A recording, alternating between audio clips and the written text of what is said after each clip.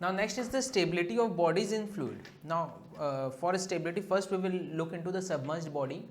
Now the equilibrium of the submerged body requires that whatever weight which is acting through center of gravity should be equal to the buoyant force which is acting through the should be, or I should say should be collinear with the buoyant force which is acting at the center of buoyancy.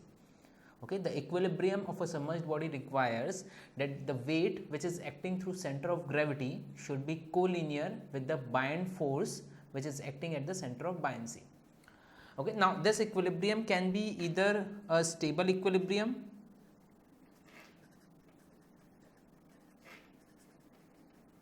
it can be unstable equilibrium, or it can be neutral equilibrium. Okay, I will give you the example, a simple example. Suppose we are having the marble piece, okay, and the surface is like this. Okay, now if I move this marble piece anywhere, whether here or here, finally this marble piece will come at this place only. This is called as the stable equilibrium. Okay, now unstable. Now what is neutral equilibrium? If the surface is flat like this and we are having a marble piece, okay, and if I am pushing this, if I am moving this at this, so this will be finally the position will be here and will not come to its original position. Okay, it will remain at this point. If I give this much force, it will remain at this much this point. If I give some more force, it will move by some more distance. This is called as the neutral equilibrium. Okay, now what is unstable equilibrium? If the same surface is supposed like this, okay, and I am having the marble piece here, and if I am pushing this, if I am applying the force in this marble piece will flow, okay, and will not come to its original position. This is called as the neutral equilibrium. Okay, so now I will explain you same thing in terms of submerged body. So first is the stable equilibrium. Okay, so as I told you, for stable equilibrium the first necessary condition is the weight of the body should be equal to the buoyant force, first thing. Okay, second thing, the center of buoyancy should be above center of gravity. Now why am I saying this? I will explain you. The center of buoyancy should be above center of gravity. Okay, so suppose this is our body and here the center of buoyancy is above center of gravity. Here we are having center of buoyancy and here we are having the center of gravity, and as we know the weight acts downward from the center of gravity and the buoyant force acts upward at center of buoyancy. Getting this or not? Okay, now what will happen? Suppose I am turning this in clockwise direction like this. So what will happen? So now here the weight will act here downward, the buoyant force will act here upward. Okay, now this weight, this W should be equal to FB. This W and FB are equal, so this will together create a couple. And what type of couple? It will be an anti-clockwise couple. We are moving this clockwise, but the couple which is generating is anti-clockwise. So finally we are getting an anti-clockwise couple. Okay, so this will finally come to this position like this. Okay, and finally this will get into the equilibrium. Finally we will get the body as a vertical. Okay, because in this position also what will happen? Here the FB is acting upward and here W is acting downward. Okay, so in this position also here the body is moving in anti-clockwise direction, but the couple acting is in clockwise direction, and finally it will tend to oscillate like this, and finally it will be in equilibrium. Getting this or not? Okay, so in fully submerged body, first thing, the weight should be equal to FB in order that the body should be floating. Second thing, the B should be above G, the center of buoyancy should be above center of gravity in order that the body be in stable equilibrium. Getting this or not?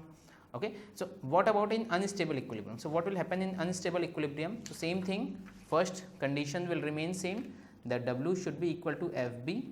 Okay, and but in unstable equilibrium the G should be, G is above B.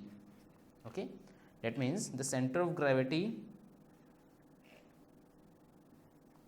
center of buoyancy is below center of gravity like this.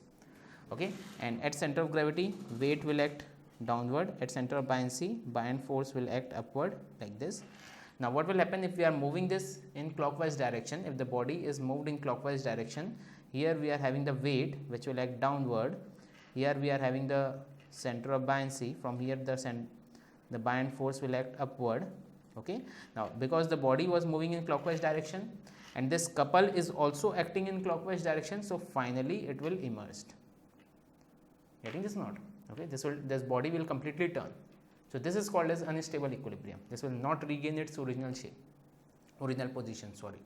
Similarly, if I am moving this anti-clockwise, now what will happen? So the weight acting here will be downward, the buoyant force acting here is upward. Okay. Now we were moving it in anti-clockwise direction, the couple is also acting in anti-clockwise direction, so this will further move this body and this body will finally sink. So this is called as the unstable equilibrium. In stable equilibrium, that body was getting into equilibrium. Finally, the original shape of body was regained. In unstable equilibrium, this body will finally sink. Okay. Now what will happen in neutral equilibrium? So suppose in case if the center of gravity and center of buoyancy coincides. Okay. If center of gravity and center of buoyancy coincides. So here the weight will act downward, buoyant force will act upward. Center of gravity and center of buoyancy are coinciding. So if I am moving suppose in clockwise direction, now what will happen at this particular point? The weight will act downward and buoyant force will act upward. Okay, no more couple, so this will remain in this position. Okay. Similarly here again weight acting downward, buoyant force acting upward. So this will remain in this position. So whatever position we are bringing it into the body will remain in that position. It will not move from that particular position. So such type of equilibrium is called as the neutral equilibrium. So we have three types of equilibrium as I told you: stable equilibrium, in which B should be above G; unstable equilibrium, in which G is above B; and third is neutral equilibrium, in which B and G coincides. The center of buoyancy and center of gravity coincides. Now comes a very important conclusion from this.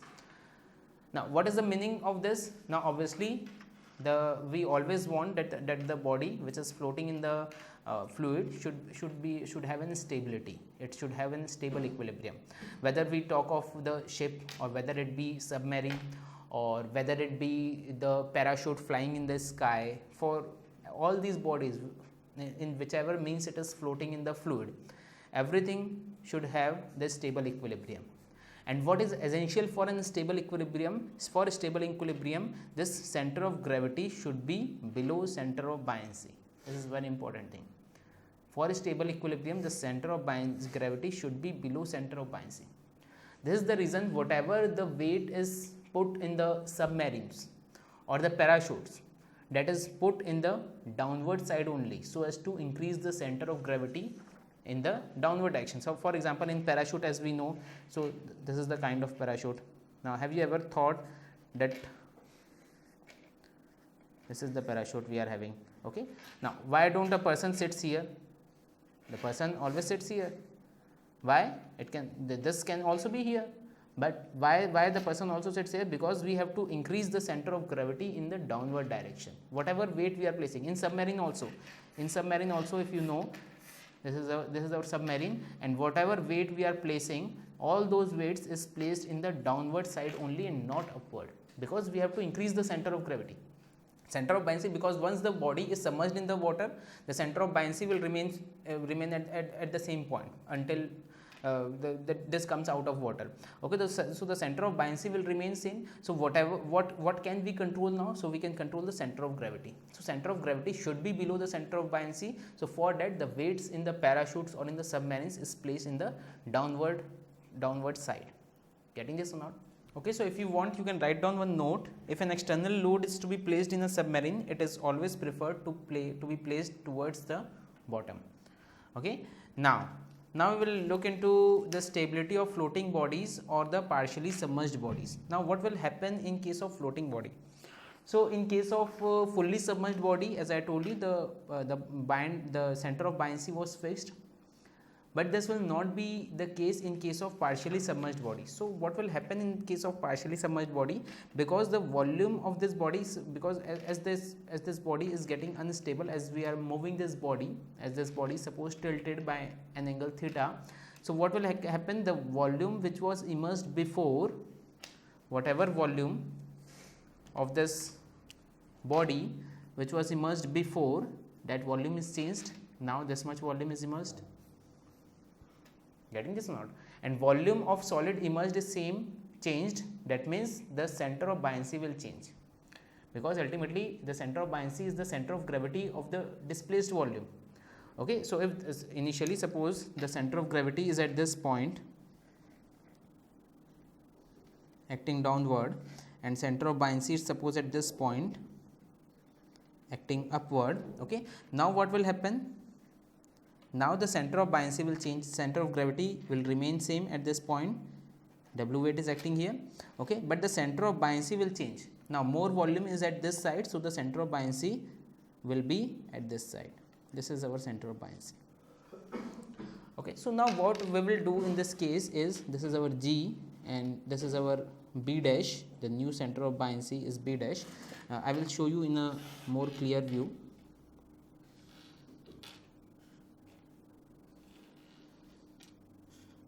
Like this. Okay, so here we are having G,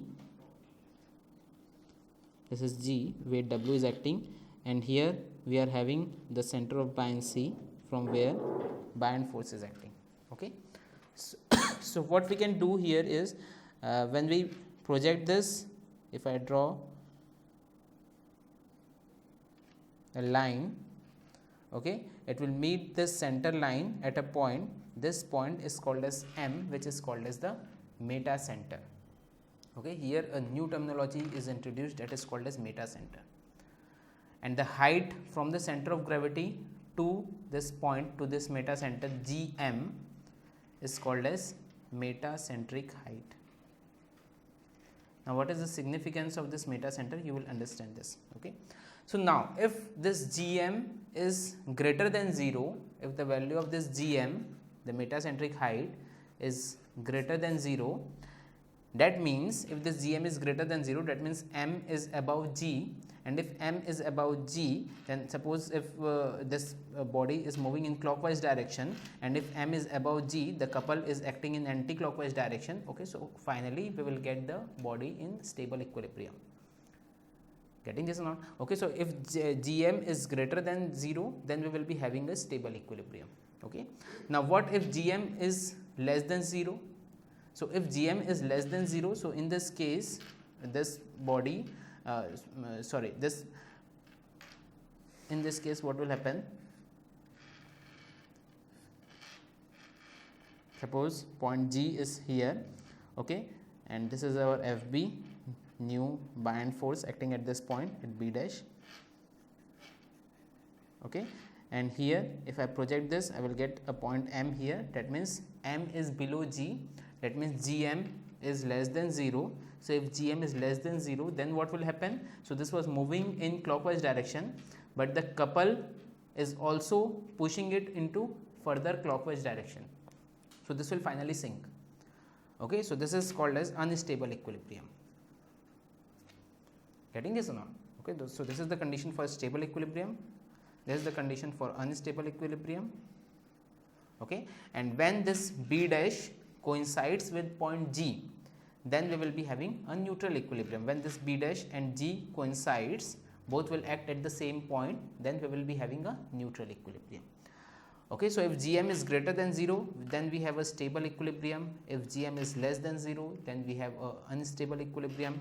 And if this GM, metacentric height, is equal to 0, we will be having a neutral equilibrium.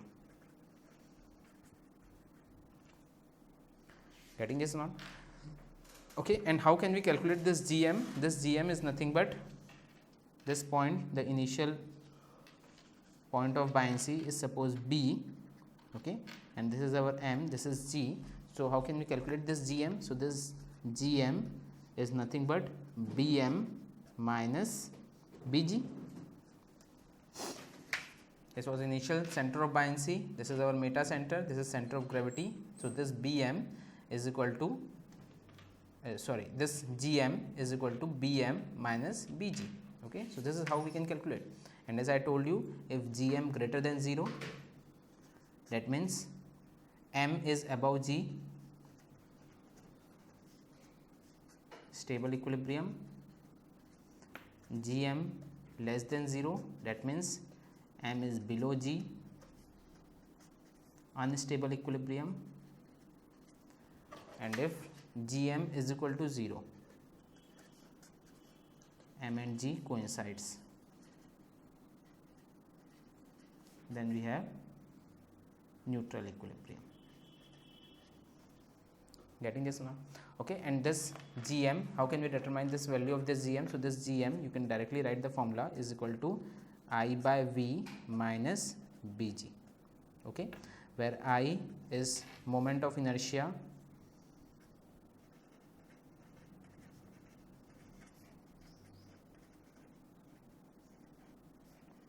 of ship at liquid surface about longitudinal axis.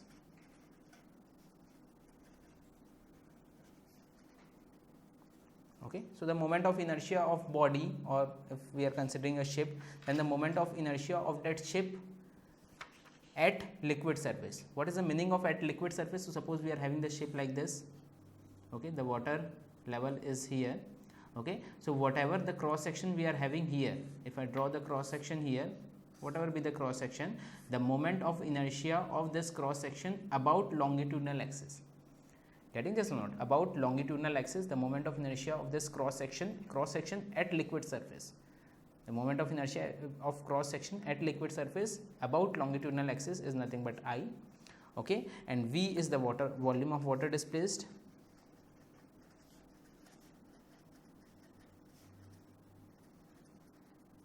okay, and Bg, as I told you, is the distance between the initial center of buoyancy and the center of gravity.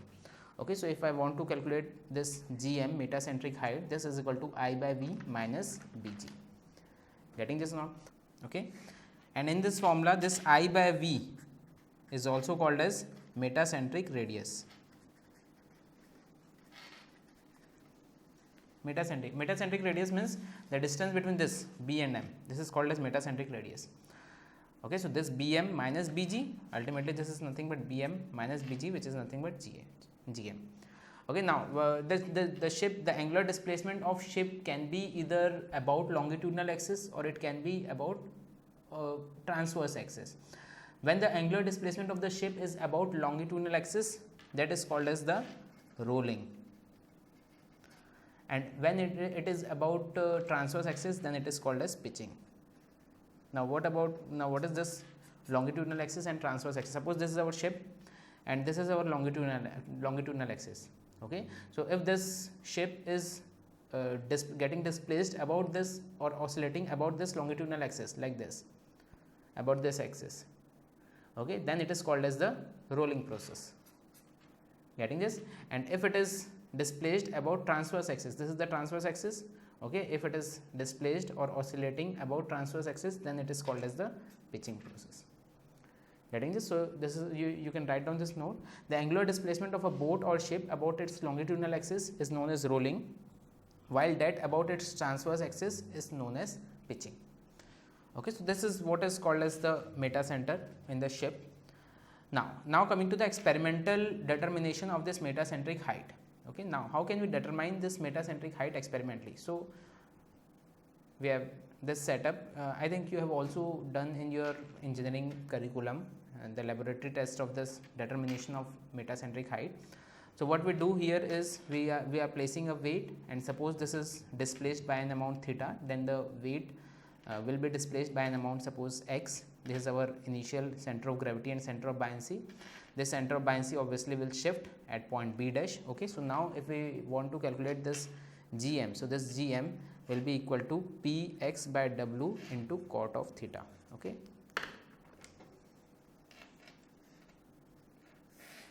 This is how you can experimentally determine the value of this metacentric height, where this P is the external weight, generally a very small external weight.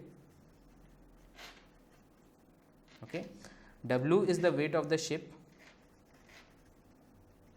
theta is tilting angle, and gm is metacentric height. Okay. Now coming to the time period of oscillation. Now what will be the time period of oscillation for this?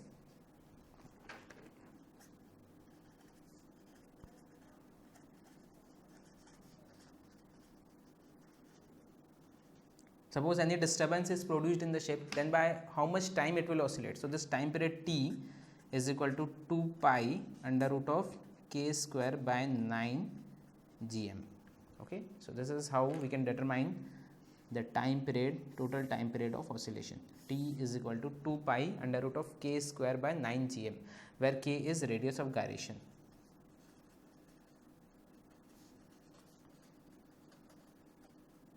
And this gm is nothing but metacentric height, as we know.